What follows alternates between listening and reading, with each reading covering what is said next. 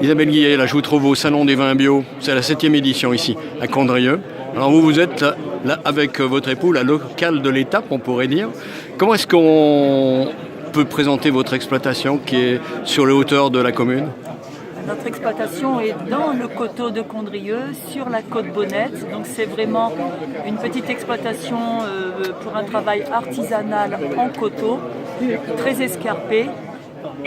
Et pour un travail en bio, donc c'était la complexité pour nous était particulièrement la gestion de l'herbe dans des coteaux très escarpés. Alors votre exploitation, c'est une aventure de couple. C'est une aventure de couple.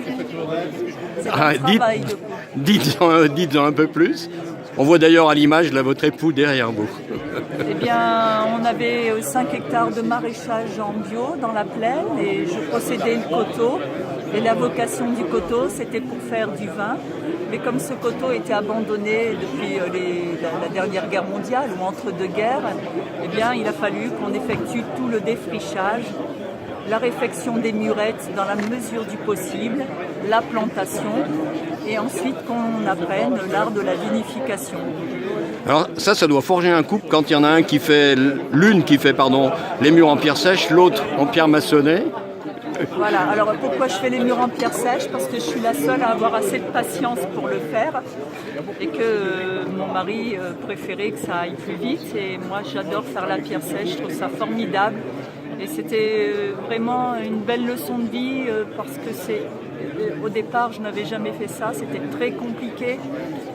Donc j'ai fait des choses moches et petit à petit j'ai vu l'évolution de mon travail et je trouvais que c'était vraiment une belle partie de ce travail de la vigne. On passe facilement du maraîchage à la vigne qui sont quand même deux pratiques culturelles assez différentes.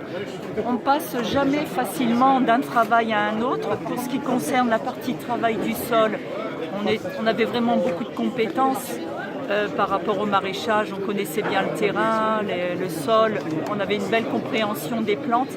Par contre, la vinification, c'était une autre paire de manches, puisque bien sûr, on n'avait jamais vinifié le vin et qu'il a fallu apprendre sur le tas, c'est-à-dire qu'on a fait des apprentissages par l'erreur. Est-ce qu'il y a une patte particulière des femmes à la cave pour ce travail d'œnologie ? Il n'y a pas de patte particulière des femmes. Peut-être une attention, une sensibilité, un goût ? Non. Alors moi, je suis absolument pas. Je pense qu'il y a une patte particulière en fonction de son tempérament. Et le tempérament, pour une part, on l'hérite de ses parents, on peut l'hériter de son père ou de sa mère. Donc il y a un tempérament qui fait une pratique, mais je ne suis pas, en tant que femme, particulièrement plus douce, plus sensible ou plus émotive que mon mari. Donc c'est moi qui vinifie les blancs et je les vinifie en fonction de mon tempérament, qui n'est pas spécifiquement féminin dans ce travail. Ultime question, on est ici dans un salon des vins bio, des vignerons de la région Auvergne-Rhône-Alpes, qui est pour vous, quelle est la spécificité d'un vin bio par rapport à un vin traditionnel ? La spécificité d'un vin bio, c'est un vin qui ne contient pas de pesticides, puisque les vignerons bio n'utilisent pas de pesticides, n'utilisent pas de désherbants.